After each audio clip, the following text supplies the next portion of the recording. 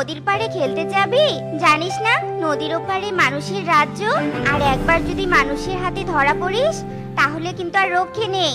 তাই বলি কি, তুই পারুলকে ডেকে এনে আমাদের বাড়িতেই খেলা কর। মা, বাড়িতে তো প্রতিদিন খেলি, আজ একটু নদীর পাড়ে যাও না মা। আর তুমি চিন্তা করো না, আমরা মানুষের হাতে ধরাই দিব না। মানুষকে আমাদের দিকে আসতে দেখলে আমরা ফুস করে উড়ে পালিয়ে আসবো। আচ্ছা ঠিক আছে, এতই যখন জেদ করছিস তাহলে নদীর পাড়ে খেলতে যা। আর শোন, বারবার বলে দিচ্ছি কিন্তু সাবধানে খেলা করবি, কোনো বিপদ যেন না হয়। আচ্ছা ঠিক আছে মা। টুকি টুনির কাছে নদীর পাড়ে যাওয়ার অনুমতি পেয়ে অনেক খুশি হয়ে যায়। আর খুশিতে উঠতে উঠতে পারুলের কাছে চলে আসে। কিরে টুকি, এত দেরি করলে কেন? আমি সেই কতক্ষণ থেকে তোর জন্য অপেক্ষা করছিলাম।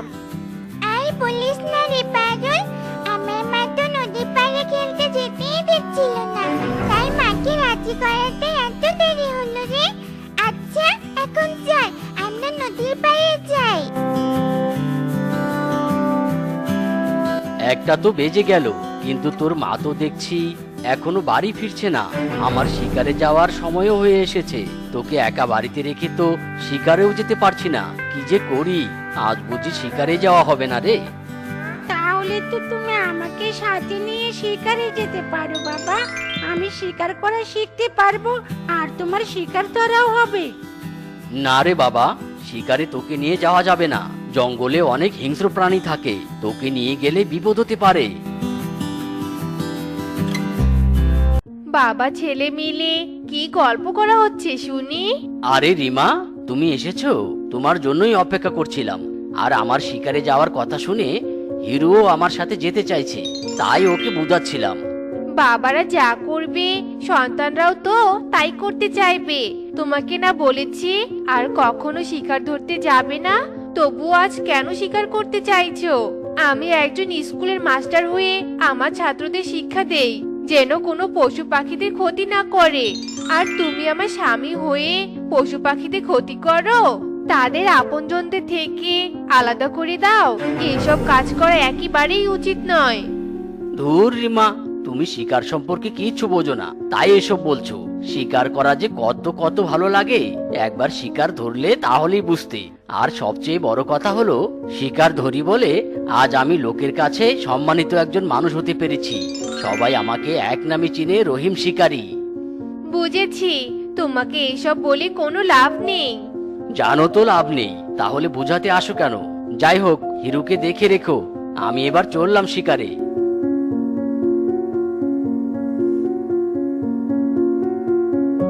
কি ব্যাপার, পুরো জঙ্গল তন্ন তন্ন করে খুঁজলাম, কিন্তু আজ একটা শিকারও দেখছি না। জঙ্গলের পশু পাখিরা আবার পালিয়ে গেল নাকি? উফ, খুব ক্লান্ত লাগছে, আর গলাটাও শুকিয়ে কাঠ হয়ে গেছে। আমি বরং নদীর পাড়ে যাই। নদী থেকে পানি পান করে কোনো গাছের নিচে বিশ্রাম করলে শরীরটা একটু ভালো লাগবে।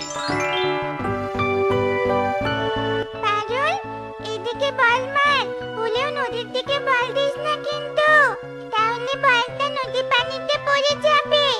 আচ্ছা ঠিক আছে টুকি, আমি তোর কাছে বল মারছি। এভাবে টুকি আর পারুল খেলা করতে থাকে। তারা দুজনে খেলায় এত মগ্ন থাকে যে আশেপাশে কোনো খেয়ালই করে না। আর সেই সুযোগে রহিম শিকারে দূর থেকে টুকিদের দিকে তীর ছুঁড়ে মারে। আর তীরটি টুকির ডানায় এসে পড়ে এবং তীরের আঘাতে টুকির ডানা থেকে খুব রক্ত পড়তে থাকে। টুকি, শিকারি আমাদের দিকেই আসছে, চল আমরা তাড়াতাড়ি এখান থেকে পালিয়ে যাই। আমার ডানায় তীর লেগেছে, আমি উঠতে পারবো না রে পাগল।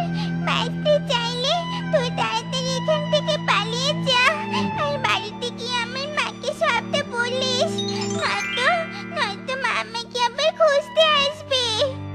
ঠিক আছে রে টুকি।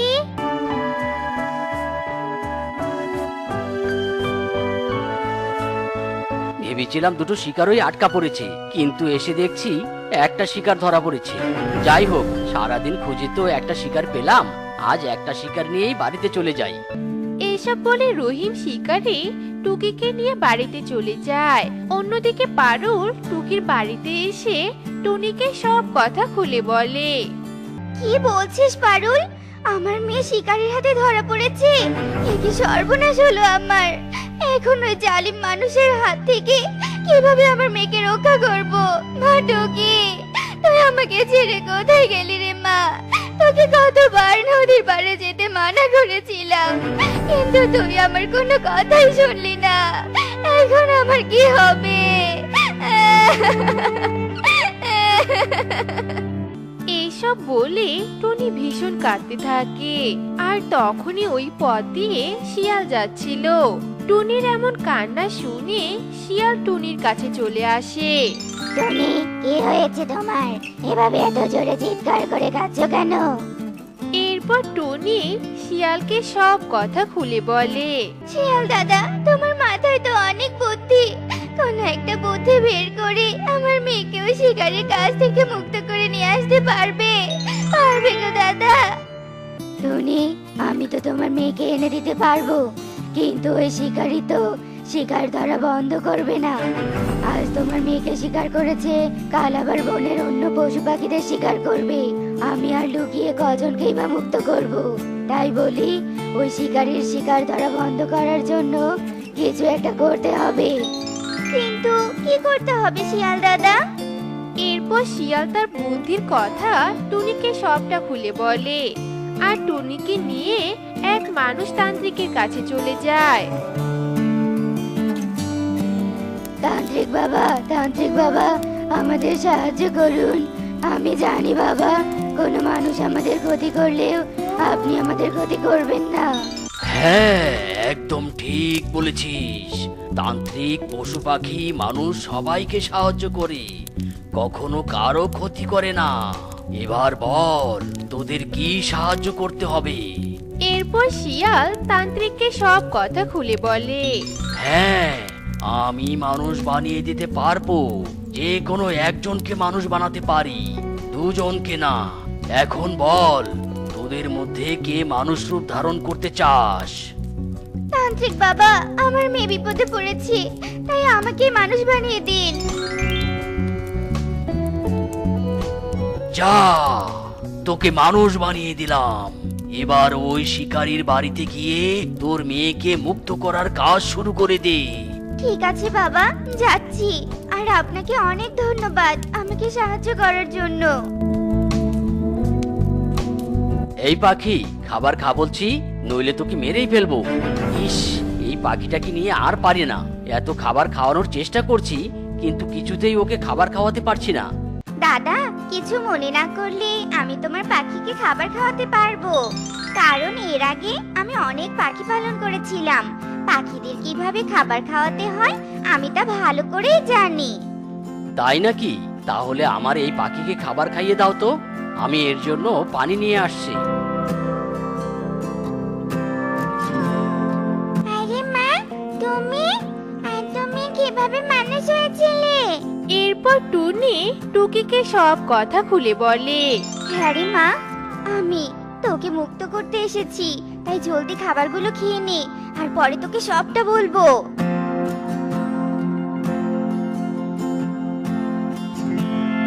বাবা, তুমি তো ভালো জাদু জানো। তুমি সত্যি পাখিটাকে খাবার খাওয়াতে পেরেছো। তা বলি, তুমি কি আমার বাড়িতে কাজ করবে? আমি যে পাখিগুলোকে শিকার করে আনবো, তাদের শুধু 3 বেলা খাবার খাওয়াবে। বিনিময়ে প্রতি মাসে 2000 টাকা পাবে। হ্যাঁ দাদা, করব। আমি অনেক গরিব, তাই কাজটা করলে আমার অনেক উপকার হবে। এই মহিলা আবার কে? এনাকে তো ঠিক চিনলাম না। ওকে তুমি চিনবে না। ওকে আমার পাখিদের খাবার খাওয়ানোর জন্য কাজে নিয়েছি। জানি না তুমি এই অবলা পাখিদের খাঁচায় বন্দি করে কি মজা পাও। এইসব কথা আর কত বলবো তোমাকে, এখন আর বলার সময় নেই। স্কুলে যাওয়ার সময় হয়ে গেছে, আমি চললাম। তুমি হিরুকে দেখে রেখো। আচ্ছা ঠিক আছে, তুমি যাও। এরপর রিমা সেখান থেকে চলে যায়। আর এভাবেই বেশ কিছুদিন কেটে যায়। পাখিদের খাবারের জন্য কাজের লোক নিয়েছি, কিন্তু খাঁচায় শুধু একটা পাখি আছে। আমি বরং আরো কটা পাখিকে ধরে নিয়ে আসি, আর হিরুকে ওই কাজের লোকের কাছে রেখে যেতে হবে। তুমি আমার ছেলেটাকে একটু দেখে রেখে তো, আমি শিকারে যাচ্ছি। বাইরে কোথাও যেতে দিও না, কারণ ছোট মানুষ তো, তাই জঙ্গলের দিকে যেতে পারে। আর জানোই তো, জঙ্গলে গেলে হিংস্র প্রাণীরা আক্রমণ করতে পারে। ঠিক আছে দাদা, আমি ঠিক তোমার ছেলেকে দেখে রাখবো।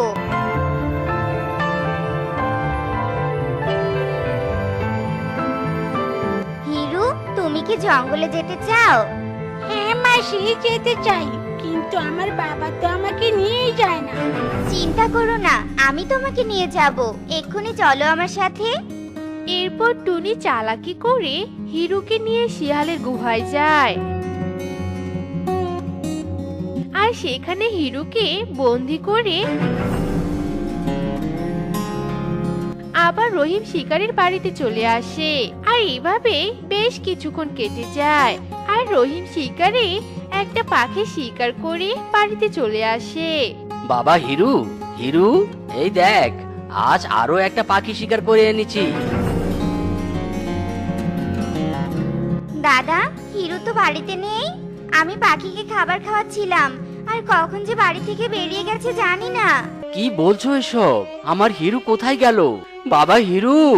এইসব বলে রহিম শিকারী বাড়ি থেকে বেরিয়ে পড়ে, আর পুরো গ্রাম খুঁজেও হিরুকে না পেয়ে বাড়িতে চলে আসে। কোথায় আমার হিরু? তুমি হিরুকে খুঁজে পাওনি?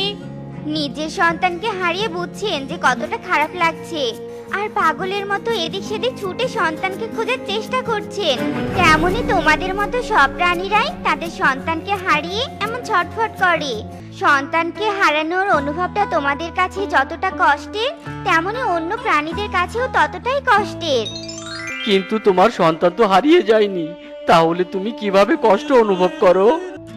হ্যাঁ, আমার সন্তান হারিয়ে যায়নি, কিন্তু তুমি আমার সন্তানকে খাঁচায় বন্দি করে রেখেছো। মানে কি বলছো তুমি? আরে টুনি পাখি, তুমি তো একটা মানুষ, আবার পাখি হলে কি করে? এরপর টুনি তাদের সমস্ত ঘটনা খুলে বলে, আর সব শুনে রহিম তার ভুল বুঝতে পারে। আমাকে তুমি ক্ষমা করে দাও। আমি এতদিন বুঝতে পারিনি যে সন্তান হারানোর কষ্টটা কেমন। আজ নিজের সন্তান হারিয়ে সবটা বুঝতে পেরেছি, যে প্রতিটা প্রাণীর কাছে তার সন্তানরা জীবনের সবচেয়ে মূল্যবান সম্পদ। আর সেই মূল্যবান সম্পদ ছিনিয়ে নিয়ে আমি বড় অন্যায় করেছি। আমি আর কখনো শিকার ধরবো না। আজ থেকে তোমরা সবাই বনে নির্ভয়ে থাকতে পারো। দাদা, তোমাকে অনেক ধন্যবাদ যে তুমি আজ সবকিছু বুঝে শিকার ছেড়ে দিয়ে আমাদের সুখের দিন ফিরিয়ে দিলে। চলো আমার সাথে, আমি তোমার ছেলেকে ফিরিয়ে দিব। এরপর রহিম শিকারী টুনিকে ছেড়ে দেয়, আর টুনির সাথে শিয়ালের গুহায় যায়, এবং টুনি তার ছেলেকে ফিরিয়ে দিয়ে বনে সব পশু পাখিদের নির্ভয়ে থাকার কথা জানিয়ে দেয়। বৌমা, কলা গাছের গোড়ায় জল দিয়ে কি হবে? অনেকদিনই তো হয়ে গেল তুমি এই কলা গাছ লাগিয়েছো, কই এখনো তো কোনো কলাই ধরলো না। মা, গাছের হয়তো ফল দেওয়ার সময় হয়নি, তাই দিচ্ছে না। দেখবেন যেদিন সময় হবে সত্যি সেদিন কলা দিবে। ঠিক আছে, তোমার সেই কলা ধরার অপেক্ষাতেই থাকলাম। শোনো, এখন জল দেওয়া বন্ধ করো, আর ঘরে গিয়ে রান্না বসিয়ে দাও। তোরা আবার খেতে চলে আসবে, খাবার না পেলে আবার রেগে যাবে, বুঝেছো? আচ্ছা মা, আমি রান্নাঘরে গিয়ে রান্না করে নিচ্ছি। মিনু পান খেতে খেতে নিজের ঘরে চলে যায়, আর টুনি জল দেওয়া বন্ধ করে রান্নাঘরে যায়। আরে, এসব কি হচ্ছে? এইভাবে সব কাঁপছে কেন? আহ, এই হাড়িটা লেগে তো আমার মাথাটা ফেটে গেল। মা, মা জলদি এদিকে আসুন। মা, মা আমাকে বাঁচান।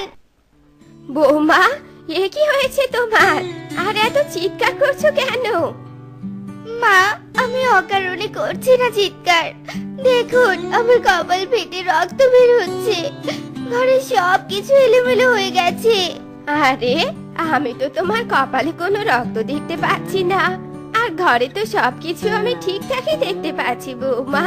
আপনি ভুল দেখছেন মা, একটু ভালো করে দেখুন। তোমার মাথা খারাপ হয়েছে বৌমা, তাই তো এসব উল্টাপাল্টা কথা বলছো। আজে বাজে কথা ছেড়ে রান্নায় মন দাও, বুঝেছো? মিনু তার কথা শেষ করে রেগে আগুন হয়ে নিজের ঘরে চলে যায়।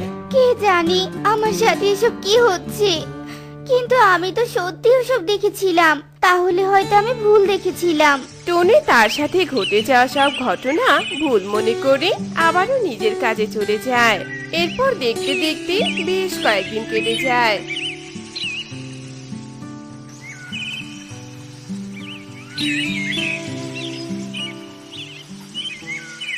আর এরই মধ্যে টনি গর্ভবতীও হয়, আর সেই খবর নিজের স্বামী আর শাশুড়িকে জানায়। বাহ, এ তো দারুণ খুশির খবর।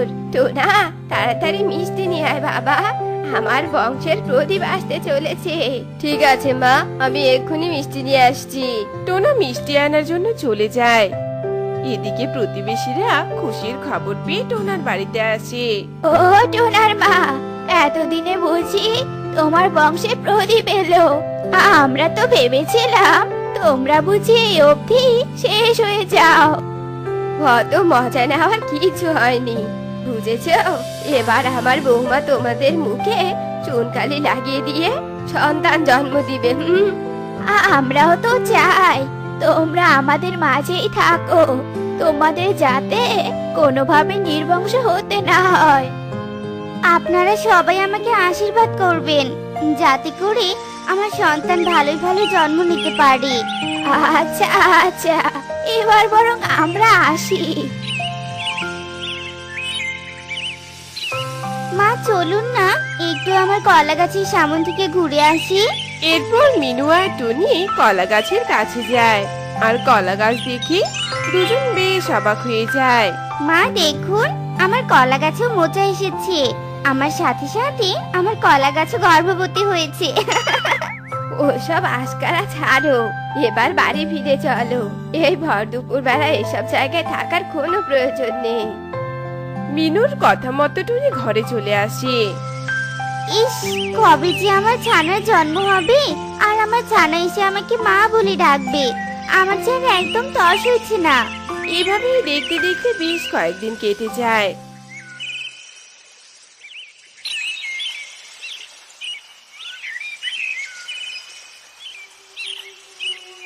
এদিকে টুনির ডিম দেওয়ারও সময় হয়ে আসে।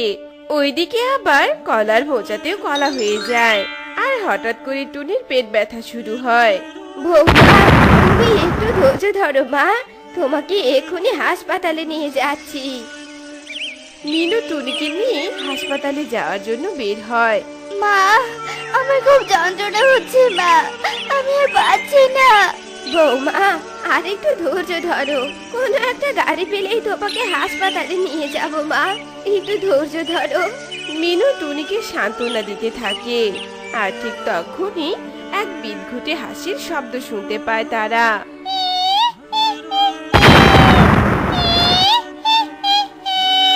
কে হাসছো এমন করে? থামো থামো বলছি, আমি যে আর সহ্য করতে পারছি না। টুনির কথা শুনে হাসির আওয়াজ থেমে যায়। টুনি পিছনে তাকাতেই দেখতে পায় যে তার গাছের কলাগুলো উজ্জ্বল সোনালি আলো ধারণ করে আছে, আর তার ভেতর থেকে সুন্দর এক মেয়ে পাখি বেরিয়ে আসে। তা দেখে মিনুর গলা শুকিয়ে কাঠ হয়ে যায়। এ আমার ছেলের বউ নয়, এর গর্ভের সন্তানও আমার নাতি নাতনি কিছু নয়, এ আমার ভাইয়ের মেয়ে। তুমি কাছে আসবে না, কাছে আসবে না বললাম।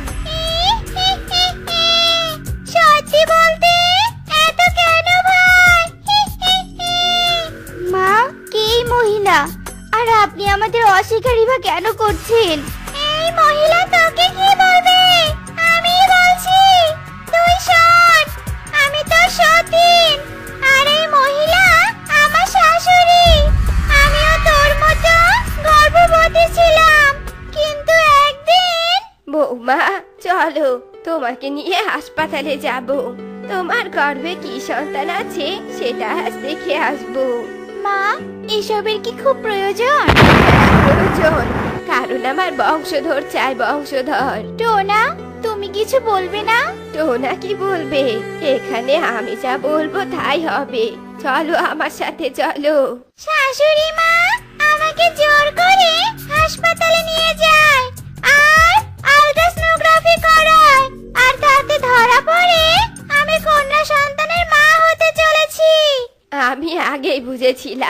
এই অপয়া মেয়ে আমাকে এর থেকে বেশি কিছু দিতে পারবে না। এবার চল আগে আমার সাথে বাড়ি, তারপর দেখ আমি কি করি। আমি ভীষণ কাঁদতে থাকি, তবু আমার শাশুড়ি জোর করে বাড়ি ফিরে আনে আর বাড়িতে থাকা রড দিয়ে আমার পেটে আঘাত করতে থাকে। আর আমি আঘাত সহ্য করতে না পেরে মারা যাই। আর আমার সাথে আমার অনাগত সন্তানও মারা যায়। আর আমার লাশ নিয়ে সেই কলা গাছের গোড়ায় পুঁতে রাখে।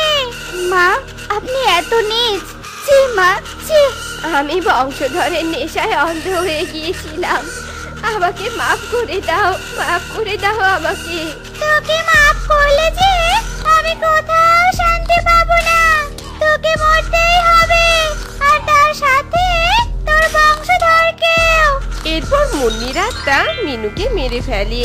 দাঁড়াও বোন, তোমার সাথে যে অন্যায় করেছে তুমি তো তাকে মেরেছো, কিন্তু আমি তো তোমাদের এসব বিষয় কিছুই জানতাম না। বিনা অপরাধে আমাকে মেরে তুমি কি শান্তি পাবে বলো? তুমি যে সুখ পাওনি, তার জন্য কি তুমি চাও যে অন্য একটা মাও সেই সুখ না পাক? টুনির কথা শুনে মুন্নির আত্মায় মায়া জন্মায়। এরপর মুন্নির আত্মা টুনিকে ছেড়ে দিয়ে অদৃশ্য হয়ে যায়, আর তার সাথে সাথে টুনির কলা গাছে অদৃশ্য হয়ে যায়। তো বন্ধুরা, টুনি তার ছোট্ট মেয়েকে নিয়ে বাস করত। একদিন সকালে টুনি তার মেয়েকে বলতে থাকে, টুকি মা, আজ আমি বনের গভীরে খাবার খুঁজতে যাব, তাই আমার ফিরতে একটু দেরি হবে। তুই বাড়িতে সাবধানে থাকিস, কেমন? মা, আমি আজকে একা বাড়িতে থাকবো না, আমি আজ তোমার সাথে যাব। ও মা, তুমি না করো না, নিয়ে যাও না তোমার সাথে আমাকে। টুকি মা, তুই উঠতে পারবি না, আমি যে অনেক দূরে যাব, তার উপরে আবার আকাশটা কালো। জেদ করিস না মা। না না না, আমি যাবই, আমার একা একা ভালো লাগে না বাড়িতে মা। টুনি টুকির এমন পাগলামো দেখে নিয়ে যেতে রাজি হয়, আর ওরা দুই মামি মিলে উঠতে থাকে। কিছুক্ষণ পর ওরা বনের গভীরে প্রবেশ করে। ওরা একটা গাছের ডালে বসে আর এদিকে ওদিকে তাকিয়ে বলতে থাকে, মা, ও মা, খাবার খোঁজা অনেক কষ্টের তাই না মা? সেই কখন থেকে খাবার খুঁজছি, কিন্তু এখনো তো কোনো খাবারই পেলাম না। খাবার পেয়ে যাব রে মা, তুই চিন্তা করিস না। চল আর একটু সামনে যাই। ওরা আবারও উঠতে থাকে। হঠাৎ আকাশ অনেক কালো করে আসে আর প্রচুর বৃষ্টি বাতাস বইতে শুরু করে। টুনি টুকিকে বলে, এই বৃষ্টি তো থামার কোনো খোঁজই দেখছি না।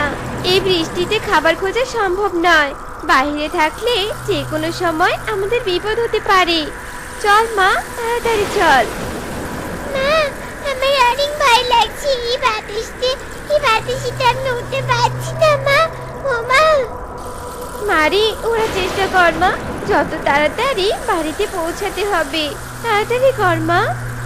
টুকি আর টুনি অনেক কষ্টে বাতাসের মাঝে উঠতে থাকে। ওরা একবার সামনে যায় তো বাতাসের ধাক্কায় আবার পিছনে চলে আসে। কিছুক্ষণ পর টুকি বলতে থাকে, মা, আমি আর উঠতে পারছি না, আমার পা ঘেঁষে ব্যথা করছে মা। ও মা, আর উঠতে পারছি না। এইভাবে বলতে বলতে এক দমকা হাওয়া এসে টুকিকে উড়িয়ে নিয়ে যায়। মা, আমাকে বাঁচাও, মা, আমাকে আটকাও মা। টুনি এই দৃশ্য দেখে একটা গাছের ডালে বসে আর কাঁদতে থাকে। মা টুকি, তুই কোথায় গেলি আমাকে ছেড়ে? কেন জেদ করেছিলি এখানে আসতে? যদি তুই বাড়িতে থাকতি তাহলে কিছুতেই এমনটা হতো না। আমি এখন তোকে কোথায় খুঁজবো রে মা? টুনি বৃষ্টি বাতাসের মাঝেও এদিকে ওদিকে তাকাতে থাকে আর কাঁদতে থাকে। অন্যদিকে টুকি হাওয়ায় ভাসতে ভাসতে একটা বড় গাছের ডালে গিয়ে আটকে পড়ে। মা, ও মা, তুমি কোথায় গেলে? আমি এখানে চলে এসেছি মা, তুমি আমাকে এখান থেকে মুক্ত করো। আমার যে অনেক কষ্ট হচ্ছে মা, তুমি আমাকে নিয়ে যাও। টুকির থেকে কিছুটা দূরে একটা ভাঙা বাড়ির পাশে যোগু কাক দাঁড়িয়ে ছিল। যোগু টুকির কান্না শুনে বলতে থাকে, মনে হচ্ছে কেউ কান্না করে সাহায্য চাচ্ছে। এই বৃষ্টি বাতাসের মাঝে কে হতে পারে? দেখি তো এগিয়ে গিয়ে। কাকা আমাকে সাহায্য করো, আমি যে অনেক কষ্ট হচ্ছে কাকা। যজ্ঞ টুকিকে গাছের ডালের ফাঁস থেকে মুক্ত করে। ছোট ছানা, তুমি এখানে কিভাবে এসেছো? আর তোমার মাথা থেকে তো রক্ত বের হচ্ছে দেখছি। টুকি যজ্ঞকে সবটা খুলে বলে। কাকা আমাকে মায়ের কাছে নিয়ে চলো, মা নিশ্চয় বাড়িতে আমার জন্য অনেক চিন্তা করছে, আমি মায়ের কাছে যাব কাকা। কিন্তু মারে, তুই যে কোন বন থেকে এখানে এসেছিস তা তো আমি জানি না। আমি তো তোদের বাড়ি চিনি না। কাকা আমরা বাড়ির পাশে বনে থাকি, নিয়ে চলো আমাকে মায়ের কাছে। আমার ঘরটা ভেঙে গিয়েছে, নয়তো তুই আমার সাথে আমার ঘরেই থাকতে পারতি। কিন্তু এখন আমার আর কিছুই করার নেই রে। তোকে নিয়ে বৃষ্টির মাঝেই এখন আমার রওনা দিতে হবে। চল মা, বাতাস অনেকটাই কমেছে। যজ্ঞ আর টুকি বৃষ্টির মাঝে উঠতে থাকে। অন্যদিকে টুনি কাঁদতে কাঁদতে কবুতরের কাছে যায়।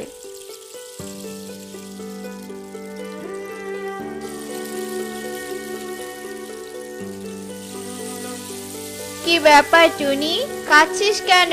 কি হয়েছে তোর? আর টুকি কোথায়? এরপর টুনি টুকির কথা খুলে বলে। আমার ছোট মেয়েটাকে ছাড়া আমি বাঁচবো না কবুতর দাদা। এই বৃষ্টিতে ও কেমন আছে, কোথায় আছে, আমি কিচ্ছু জানি না, কিচ্ছু না। বাতাস তো পশ্চিম দিক থেকে পূর্ব দিকে বইছে, তার মানে টুকি উড়ে পূর্ব দিকের বনে গিয়েছে। চলো দাদা, আমরা পূর্ব দিকের বনে গিয়ে টুকিকে খুঁজবো। আমার মনটা যে বড্ড আনচান করছে গো। কবুতর আর টুনি বৃষ্টির মাঝে পূর্ব দিকের বনের উদ্দেশ্যে উঠতে থাকে। অন্যদিকে যজ্ঞ আর টুকি একটা গাছের ডালে বসে। পাহাড়ের পাশে বনে যেতে আরো অনেক সময় লাগবে রে মা। আমরা বরং একটু বিশ্রাম নেই, পরে না হয় আবার উঠবো। তুই চিন্তা করিস না, আমি যজ্ঞ, আমি তোকে তোর মায়ের কাছে দিয়ে আসবো, আর সুস্থভাবেই তোকে পৌঁছে দিব রে মা। যজ্ঞ যখন এসব বলছিল তখনই ওখানে একটা ঈগল আসে। ঈগলকে দেখে টুকি ভয়ে যজ্ঞর আড়ালে লুকিয়ে পড়ে। এই দেখে ঈগল বলতে থাকে, লুকিয়ে লাভ নেই ছোট্ট টুনির ছানা, যজ্ঞ আমার বন্ধু, তোকে আমার হাতে তুলে দিবেই দিবে, তাই না যজ্ঞ? একদম না, আমি এই ছানাকে তোমার হাতে তুলে দিব না। আমি একে আমার সর্বস্ব দিয়ে রক্ষা করব। আর বেকার বেকার এখানে না থেকে তুমি চলে যাও বলছি। আমাকে তুই চিনিস যজ্ঞ, ঝামেলা না করে ছানাটাকে দিয়ে দে, নয়তো তোরই ক্ষতি হবে। ঈগল দাদা, আমাকে ছোট ভেবো না, তোমার সাথে লড়াই করার ক্ষমতা আমার আছে, তাই ভালোই ভালোই বলছি চলে যাও। তোর এত বড় সাহস, আমাকে হুমকি দিস? দাঁড়া, দেখাচ্ছি মজা। ঈগল আর যজ্ঞর মাঝে লড়াই লেগে যায়। লড়াইয়ের এক পর্যায়ে টুকি লাঠি দিয়ে ঈগলের মাথায় জোরে আঘাত করে, আর ঈগল সাথে সাথে অজ্ঞান হয়ে ডাল থেকে নিচে ধপাস করে পড়ে যায়। মারে, তুই একদম ভালো কাজ করেছিস।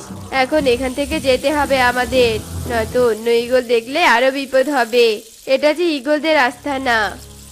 টুকি আর যজ্ঞ বৃষ্টির মাঝে আবারও উঠতে থাকে।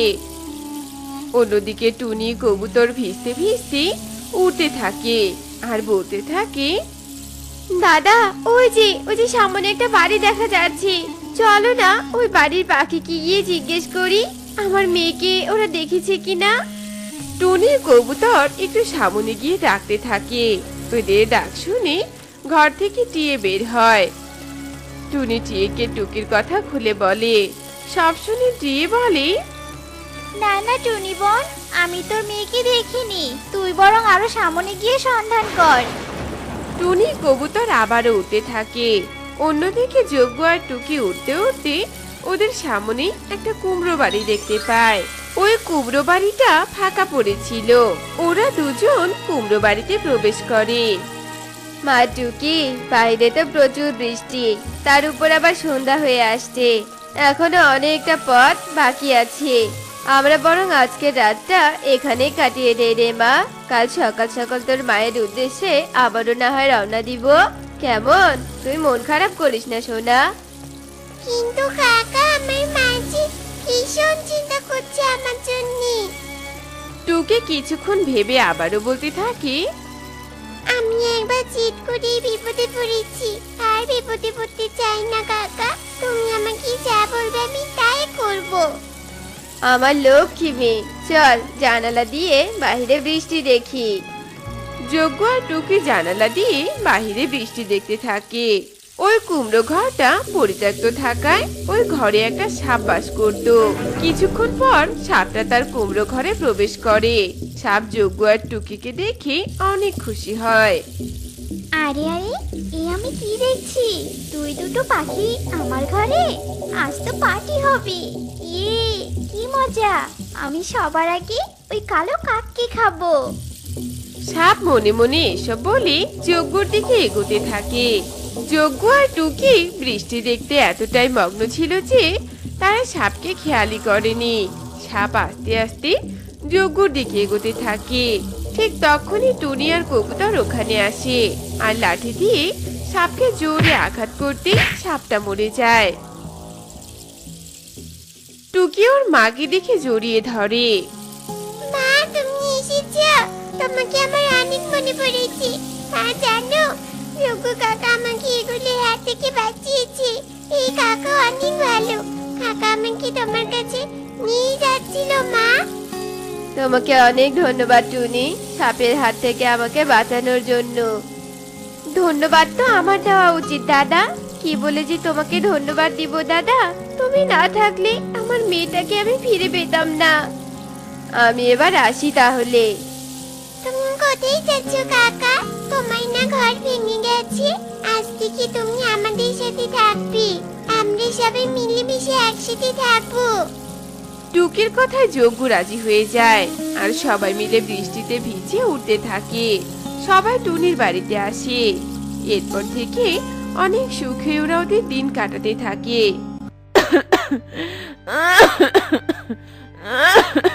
বাবা টোনা, ডাক পিয়ন কি এবার আমার পেনশনের টাকার খামটা দিয়ে গেছে? না বাবা, দেয়নি। আর তারা গতবার একটা চিঠি পাঠিয়েছিল বাবা।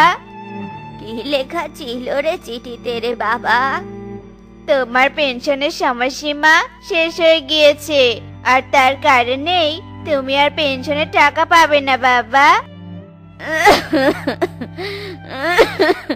তুই আমাকে আগে কেন বলিসনি বাবা?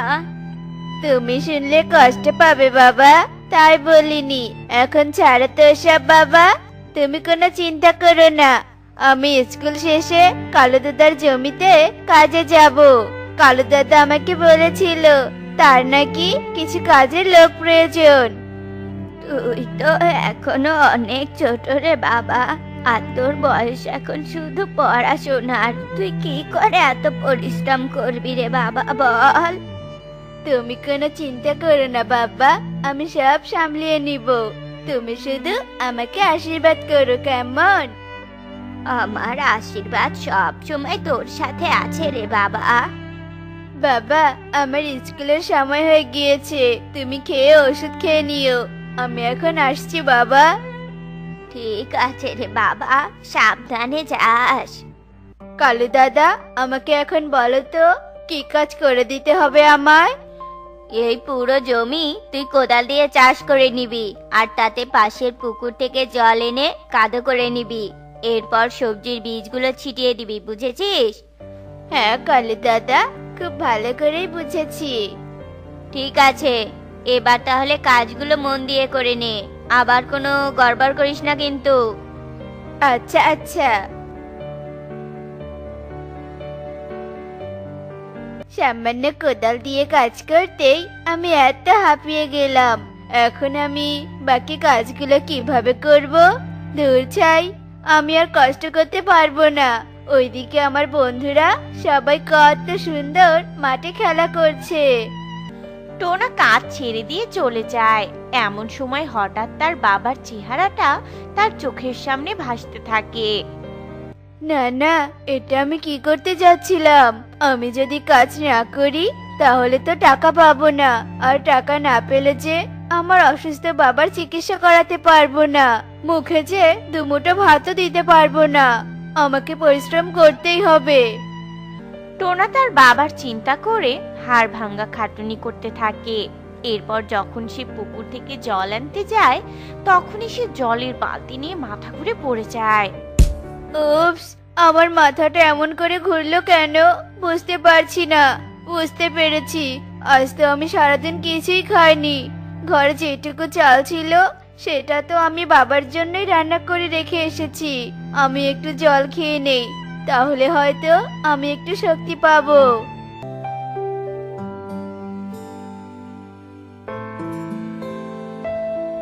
বাবা, তুই এসেছিস? আমি এক হতভাগা বাবা। ছেলে পরিশ্রম করে এসেছে, তার জন্য যে দুমুঠো ভাত আমি রান্না করে রাখবো সেটাও পারি না। তোমার এসব কথা কিন্তু আমার একদম ভালো লাগে না বাবা। তুমি আর এমন কথা বলবে না। এখন চুপ করে শুয়ে থাকো, আমাকে আমার কাজ করতে দাও তো। কি হয়েছে বান্টি দাদা, এত রাতে তুমি আমাকে ডাকছো কেন? কারো কি কিছু হয়েছে আবার? না রে পাগল, কারো কিছুই হয়নি, তুই শান্ত হ আর আমার কথা শোন। আমরা কাল বেগুন দিয়ে পিকনিক খাবো, তুই চাইলে আমাদের সাথে খেতে পারিস। আমরা অনেক মজা করব পিকনিকে।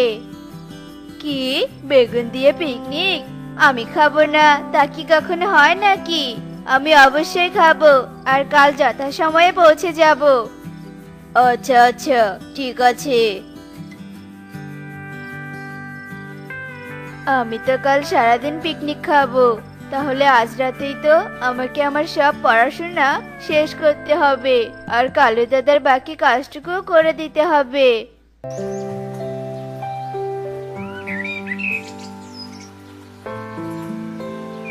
কি রে টোনা, তুই সারা রাত কাজ করেছিস নাকি?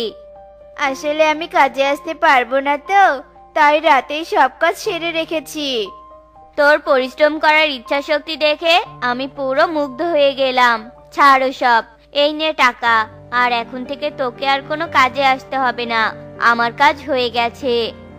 কালু টোনার হাতে টাকা তুলে দিয়ে সেখান থেকে চলে যায়। আর টোনা মন খারাপ করে টাকাগুলো নিয়ে পিকনিকে যায় আর সবার সাথে মজা করতে থাকে। এ কি, আমার টাকার ব্যাগ কোথায় গেল? আমার তো মনে হয় টাকাগুলো আমি পিকনিকের ওখানেই ফেলে এসেছি। টোনা আবার উড়ে পিকনিকের জায়গায় যায়, কিন্তু সেখানে গিয়ে টাকার ব্যাগ খুঁজে পায় না, আর তার সাথে কোনো পাখিকেও দেখতে পায় না। মনে কষ্ট নিয়ে টোনা বাড়ি ফিরে আসে আর না খেয়ে দিন রাত পার করে দেয়।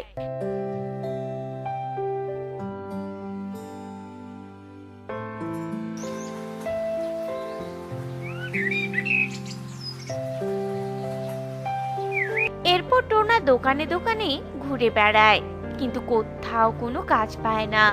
অবশেষে ক্লান্ত শরীর নিয়ে বাড়ি ফিরে আসে। মন খারাপ করিস না বাবা, তুই বরং তোর পিসিমার কাছে যা আর কিছু টাকা ধার করে নিয়ে আয়। সামনে তো তোর আবার উচ্চ মাধ্যমিক পরীক্ষা, তোকে যে পড়াশোনা করতে হবে বাবা। আচ্ছা বাবা। কি রে টোনা, হঠাৎ আমার বাড়িতে কেন এসেছিস? আসলে পিসিমা, তুমি তো জানোই যে বাবা অনেক অসুস্থ, আগের মতো কোনো কাজও করতে পারে না। তার উপর আবার পেনশনের টাকাটাও আসা বন্ধ হয়ে গিয়েছে। এখন আমার টাকা ইনকাম করার কোনো উপায়ও নেই। তাই যদি তুমি আমাকে কিছু টাকা ধার দিতে, তাহলে আমি বাবার ওষুধগুলো কিনে নিয়ে যেতে পারতাম। তোকে আমি টাকা ধার দিব কোন ভরসায়? তুই যে কোনোদিন আমার টাকা ফেরত দিবি তার কি গ্যারান্টি আছে বল তো?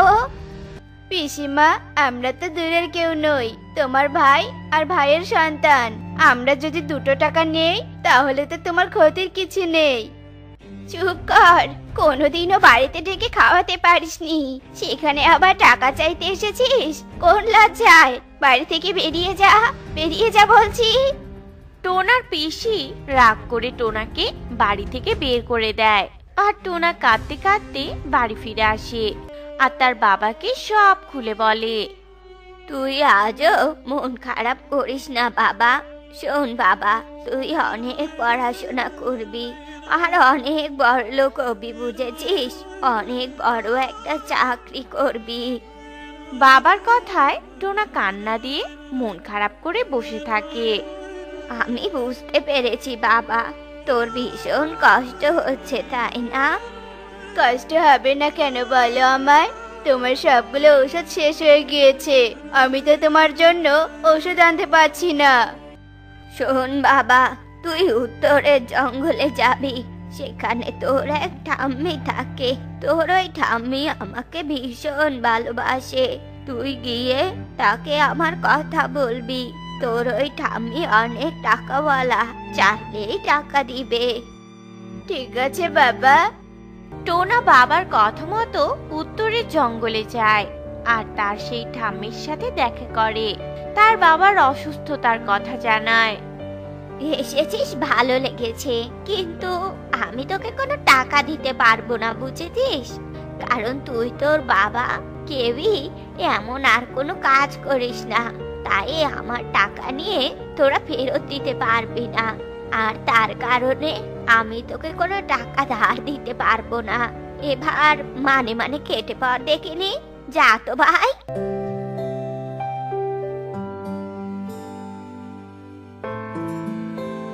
এখানেও টোনা হতাশ হয়ে যায় আর মন খারাপ করে বাড়ি ফিরে আসে আর রাজুকে সব ঘটনা খুলে বলে। মন খারাপ করিস না বাবা। জানিস বাবা, টাকা এক অদ্ভুত জিনিস, থাকলে সকল সমস্যার সমাধান করে দেয়, আর না থাকলে আপনদেরও পর করে দেয় রে। হ্যাঁ বাবা, তুমি একদম ঠিক বলেছ। বাবা, ঘরে জল ছাড়া আর কোনো কিছু নেই। চলো আমরা দুজনে জল খেয়ে ঘুমিয়ে পড়ি, সকাল হলে কোনো না কোনো একটা উপায় ঠিক বেরিয়ে যাবে। এরপর বাবা ছেলে মিলে শুয়ে পড়ে।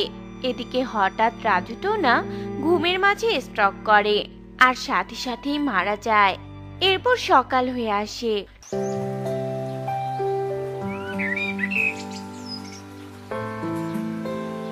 টোনা ঘুম থেকে জেগে যায়। বাবা, সকাল হয়ে গিয়েছে, আর কত ঘুমাবে বলো তো? ওঠো এবার, দেখো কত মিষ্টি রোদ উঠেছে।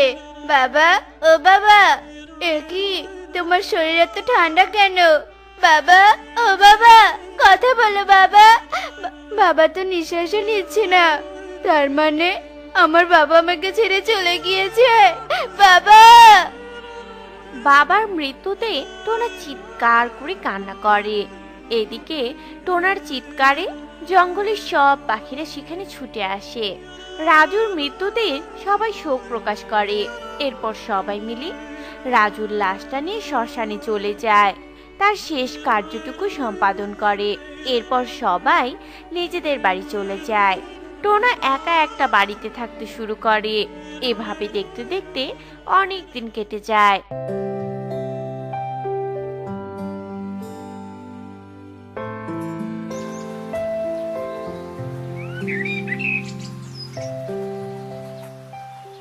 টোনাও বড় হয়ে যায়। জঙ্গলের রাস্তা অনেক ভাঙাচোরা, তাই এখানে একটু সাবধানে চলাফেরা করতে হয়। চলুন আপনাকে ডাক্তারের কাছে নিয়ে যাই। আপনাকে অনেক ধন্যবাদ, আপনি আমার জন্য অনেক উপকার করলেন। কিন্তু আপনাকে এত দুঃখী দুঃখী কেন লাগছে? কি হয়েছে আপনার? এরপর টোনা তার জীবনের সব কষ্টের কথা টুনিকে খুলে বলে। সব শুনে টুনির ভীষণ মায়া হয়। আপনার আজ থেকে আর কোনো কষ্ট থাকবে না। আপনি আমার সাথে চলুন, আমার অনেক বড় কোম্পানি আছে, সেখানে আপনি ম্যানেজার হয়ে কাজ করবেন। টাকার জন্য আমি আমার বাবাকে হারিয়েছি, সেই টাকা আমি আর রোজগার করতে চাই না।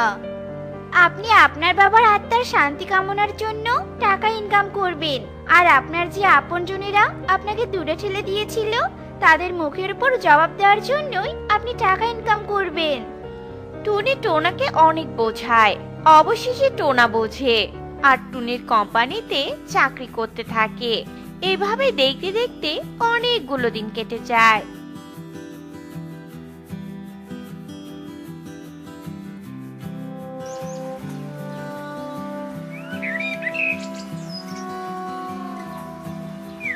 আর টোনাও অনেক টাকার মালিক হয়ে যায়। এরপর একদিন টোনা, তোমার জীবনে তো কেউ নেই, তাই আমি তোমার জীবনের সঙ্গী হতে চাই। আপনি তো আমার মালিক, আপনাকে আমি বিয়ে করব। আমি তোমার কোনো মালিক নই, তুমি আমাকে আজই বিয়ে করবে, আর আজ থেকে আমি তোমার স্ত্রী, বুঝেছো? টুনির কথায় টোনা আর না করতে পারে না।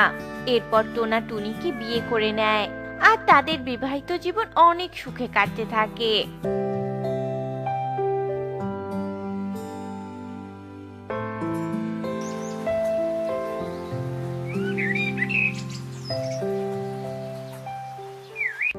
এ কি পিসি, তুমি হঠাৎ আমার বাড়িতে?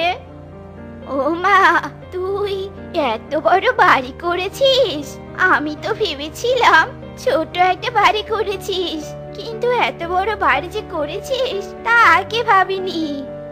ভাবনি যখন, এখন সচক্ষে দেখে নাও আর বলো কেন এসেছো। তোর বোন, মানে আমার মেয়েটার বিয়ে, তুই কিন্তু অবশ্যই আসবি বাবা। আর শোন, তোর বোনের হীরের গহনাটা কিন্তু তুই দিবি। পিসিমা, লোকে ঠিকই বলে এই জগতে দুধের মাছির কোনো অভাব নেই। এই যেমন ধরুন আপনি। তুমি কি আমাকে অপমান করছো বৌমা? হ্যাঁ পিসিমা, আমি আপনাকে অপমানই করছি। যখন টোনা টাকা ছিল না, তখন তাকে তাড়িয়ে দিয়েছিলেন, আর আপনি তার খোঁজ নিতে এসেছেন। বেরিয়ে যান বলছি এক্ষুনি আমাদের বাড়ি থেকে। দেখো বৌমা, তুমি কিন্তু কাজটা একদম ঠিক করছো না। আপনি এখন যাবেন নাকি আপনাকে ঘাড় ধাক্কা দিয়ে বের করে দিব? মিনু আর এক মুহূর্তও দেরি না করে সেখান থেকে চলে যায়। এরপর থেকে টোনা আর টুনি নিজেদের মতো করে জীবন কাটাতে থাকে। তো বন্ধুরা, আমাদের আজকের গল্পটি তোমাদের কাছে কেমন লেগেছে তা কমেন্টে জানাতে ভুলো না কিন্তু।